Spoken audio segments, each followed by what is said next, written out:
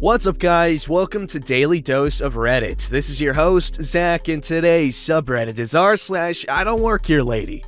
Alright, this story was called Entitled Woman at Universal Studios, Japan. I'm a 25-year-old female working in Osaka, Japan. Naoko, a work friend, invited me over to Universal Studios, Japan. I agree because USJ has owls. Live, adorable, real owls at their Harry Potter adventures, which the US does not have. Naoko is nervous to go see them because she does not like big birds. I want to go, so I am asking her nicely to come with or wait for me to see them. While we are discussing this, someone taps on the shoulder. I turn around and see a well-dressed mother and her 11-year-old daughter. They look pretty normal. The mother, Karen, is wearing a Harry Potter shirt, carrying several bags and looking lost. Her daughter is begging to go on a ride. Karen pulls out a map and says, "Hey, do you speak English? I cannot figure out where the ride is." I point in the general direction we came from. I tell her, "I do. We just came from that ride over there." Karen taps the map with a perfectly manicured talon. "But where specifically?" Naoko pops in, because she is the most helpful person in the world. That is not sarcastic. She is wonderful. "You have a pen?" she asks. She mimes, drawing on the map. "I always have pens on me," I tell her. "Here, if you want, she'll circle it for you." Karen looks like I threatened to carve out her child's eyes and feed it to Izanami for breakfast. She jerks the sacred map to her chest. She tells me, "Do not touch our map. Just take us there." Naoko, like the kid from The Sixth Sense, whispers dramatically, "We see owls." I can see how annoyed Karen is getting. I am thankful that Karen has made Naoko more interested in seeing the majestic sky cats. Anything, I think, is better than being around Karen. So I tell Karen that unfortunately the Cares have left the building and they will not return this season due to budget cuts in the Care account. I tell her, as politely as I can, we are going to see the owls. Just ask one of the workers. We found a couple of people who speak really good English. Naoko and I are off to see the wizard. Karen says loudly, "Just take us to the ride!" No,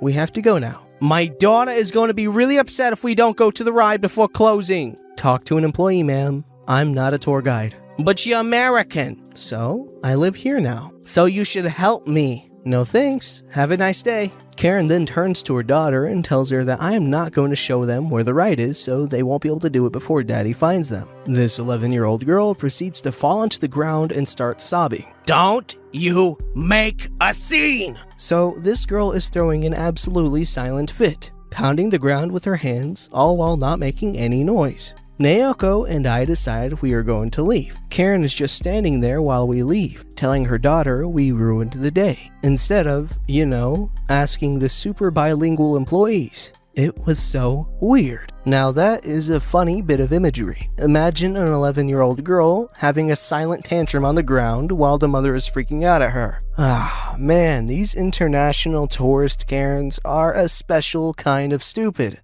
This story was called I don't think I want a tattoo anymore. So I wanted a tattoo for a while now, but I always end up chickening out. So I went with my friend so I don't chicken out. Here's the cast. Entitled Mother. Nice guy. Poor kid. Me. Lils. Staff. An ex-boyfriend manager. And police. Here's some background. I'm a single mother of two. One is 5 and the other was just born 3 days before when this happened. So I was grumpy, tired, and just wanted to get the tattoo and go to sleep. This is probably important to remember. Lil's boyfriend took care of my kids while this was happening. Lil's looks pretty strong, but she isn't, and I look weak, but I'm actually pretty strong.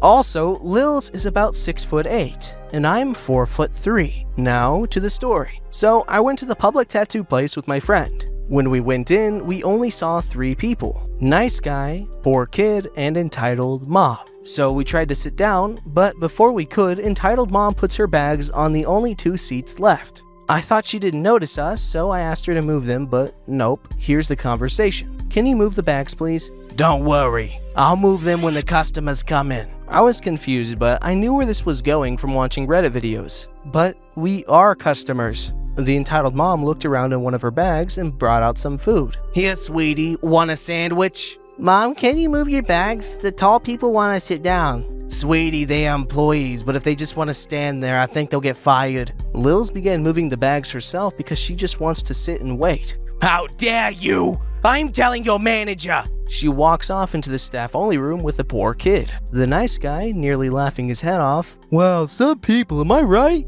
Me and Lil say, "Yeah." I really feel sorry for the kid though. 3 minutes later, the staff came back. "I'm sorry to inform you that the manager will be here to open the doors to the tattoo area, but he's talking to a crazy lady complaining while her kid looks like she's nearly about to cry." Great. Lils rolls her eyes. Okay. Now, I'm feeling nervous not only because of the entitled mom or the tattoo, but because the manager was one of my ex-boyfriends. Ex-boyfriend manager, poor kid, and entitled mom walk in. "Who is being disrespectful and assaulted the poor lady's kid?" The entitled mom pointed at my friend since she looks strong. "She assaulted my child, now she has bruises on her legs. And you could see where she punched her on the head." Then she points at me. "And she threw my bags on the floor and called me a baseball pitcher." Ex-boyfriend manager, looking at me and Lils trying to hold in his laughter. "Did the tall one pick up your child and give her bruises?" "Oh yes, I nearly forgot about that." Now, ex-boyfriend manager definitely knows this is BS.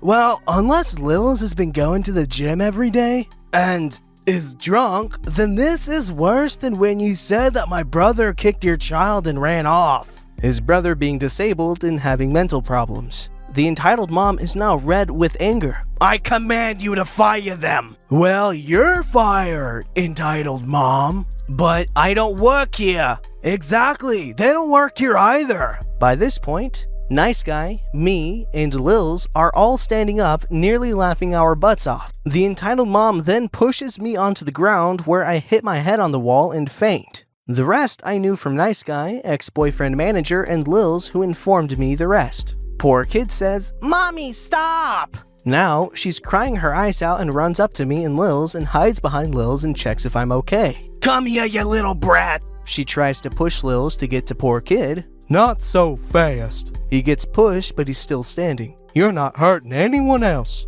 At this point, the police arrive. Ex-boyfriend manager called the police when he heard one of his employees assaulted someone. "What's going on here?" "This crazy lady pushed me, and she fainted, and I think this lady might be abusing her child." Apparently, the police took her away, and my friend, nice guy, ex-boyfriend manager, were all taken into questioning and I was taken to the hospital. I wasn't in questioning because they had enough proof, so she got fined, jail time, and her child is in foster care. Lils and her boyfriend is looking after poor kid as foster parent since they felt sorry for her. I was in a hospital for a week and I am still taking therapy for what happened, among other things. I never got my tattoo, and I don't know if I should. Alright, now, personally, I don't find this story all too believable. I'm not gonna feed you guys, BS, but it was pretty interesting to see how far things went over nothing. This story was called, "Don't You Know Who We Are?" This happened more than a decade ago. Names have been redacted or altered to maintain anonymity. I had already switched from chef work to sommelier work, having left my first big sommelier job to take over as head sommelier/executive manager of a restaurant group. The city I lived in was the capital, lots of embassies and lots of politicians. So, the high-end restaurants would often get large parties of politicians and ambassadors. Because of this sort of clientele, we had very high-end wine lists at all of our restaurants. But not all of them were super expensive food-wise, and our house wine was very affordable. Also, we had lots of good wines by the glass. This made some of our locations very popular as a lunch spot for servers who worked in the area. One cloudy day, I was sitting in a corner banquette just doing paperwork, enjoying some moussaka roll-ups. They're like eggplant parmigiana almost, but rolled up with mashed potato inside as well as the cheese, tomato, and herbs. This was a specialty for this Greek Mies restaurant. The server on duty was pretty busy. She was new and didn't know me. I knew her though. She was doing alright, serving everyone without too many problems. No one was waiting more than a few minutes to get attention. There was also a server from the restaurant across the street. She was not part of my group, but a regular. She was sitting having a glass of house wine as she was organizing her tips from her shift. She looked like a server. She was in blacks with a black short apron, similar uniform to what was worn in our restaurant.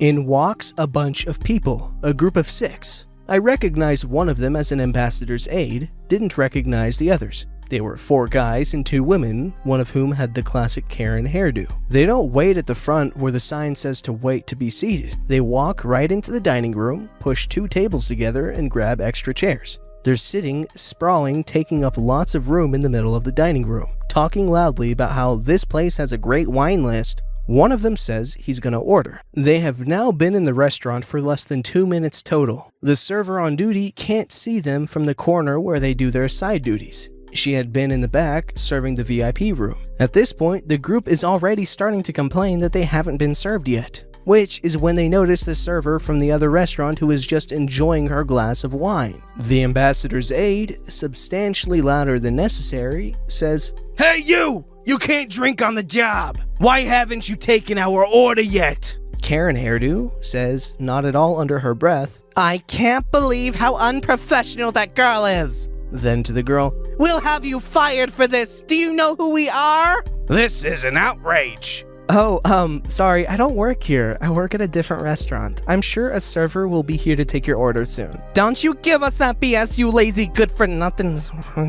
At this point, I'm already not liking where this is going, but I decide to wait a minute to see how the new server handles it. She has arrived with her customer service smile plastered across her face. "Pardon me, I'm Mandy, and I will be your server for the day. Can I take your order?" "Finally, we've been waiting here for 20 minutes. It's been maybe 3, tops. "With no service. And your colleague here didn't even get up to greet us. She's just getting drunk. You can't drink on the clock," she said, directed with malice at the innocent server girl from another restaurant. "You need to fire her right now. I demand to speak to your manager. Do you even know who I am? I work for the redacted consulate. I could have both your jobs for this." It was at this point that I finally recognized the lady. She was the receptionist for the consulate where she worked. I had seen her a year and a bit prior when she came with a large group for the office Christmas party. I could have stepped in at this point, but I was curious how the new server, Mandy, would handle this. Mandy, in an apologetic tone, "I'm so sorry, but I didn't see you arrive. Normally people wait to be seated as the sign asks, so I couldn't see you all sitting here. Please don't badger our guests though. That lady doesn't work here and is a paying customer. I believe she works at another restaurant on the street." "Don't you dare lie to me, you little," redacted racial slur. "I eat liars like you for breakfast." The rest of the 6 are egging Karen hairdo on at this point, and I can see this may be escalating beyond what the server can handle. So I text the owner's son, who lives upstairs. He's also a part owner in the group and sometimes does managing of this location. He also happens to be a bodybuilder and is huge. Less than 30 seconds later, I get a BRT text from the owner's son. Karen hairdo yelling in a shrill, indignant voice, "Where is your manager? Get him now! You can't treat us like this. We are important people!" Mandy was starting to look like she was going to cry at this point. And Not Our Server is shrinking back into the banquette as both of them were being yelled at incoherently by this group of 6 rude flunkies. At this point, the assistant floor manager has arrived due to the screeching, but the 6 insane screechers are just ignoring her. I stand, take a couple steps toward them, take a deep breath, and at the top of my lungs shout, "Quiet! Now!" I was an actor in high school and knew how to project, so my voice fills the room. Everyone stops their shouting and turns to me. At a more reasonable voice level, I say, "Okay, so here's what's going to happen. None of you need to speak to the manager. What you need to do is grab your stuff and get out. I won't have you shouting at my server or my guest. No one deserves to be talked to that way. And before you indignantly ask me if I know who you are, I do. I know exactly who you are, and I know your boss. And your boss's boss, both of whom love eating here and would be appalled at your behavior." At this point, I notice Matthew. The owner's son has just come in through the kitchen door, dressed in his gym gear, glistening with sweat like some sort of Greek statue of Hercules. He's 6'4" and nearly 300 pounds of muscle. The look on his face just screams, "I just got here and I'm already completely done with this." I can see Karen hairdo about to protest, so I hold up my hand, and in my no-nonsense commanding voice, "No, this is not a discussion. Get up and go, now!" Karen hairdo, in an injured, indignant tone, "Well, I never!" Me, matter-of-factly, "And you never will again. You can consider yourselves banned from this establishment." Matthew, rather louder than he really needed to be, "Get out of my restaurant and don't even think about coming back! You're all going on the blacklist!" Matthew's colossal form starts moving towards them, and it seems the look on his face was enough to end any further discussion as the group grabbed their things and rushed out the restaurant. I thank Matt for coming down and interrupting his workout for the assist. The manager comps the not our server's meal and wine for her marred experience. Our server is told she did nothing wrong, that it's okay, and she's not in any danger of being fired, and in fact, she handled it about as well as she could have. She is given the rest of the day off with pay. The group each have a headshot pulled from security cams and are added to our digital blacklist. But it doesn't end there. I call the consulate and talk with the ambassador, who is appalled by the behavior of his staff, all of whom arrive back at the consulate that day to find they had been fired for attempting to use their job to bully others. He comes in personally the next week to apologize to our server, manager, and the owner's son in person, and assure us that the group no longer work at the consulate. Moral of the story: never use your position of perceived power to bully others. You may well end up losing that position. This story is beautiful. Minimal casualties, maximum effect. So I believe it's safe to say we got a plus ultra ending. Don't forget to like, subscribe, and hit that bell to never miss an episode.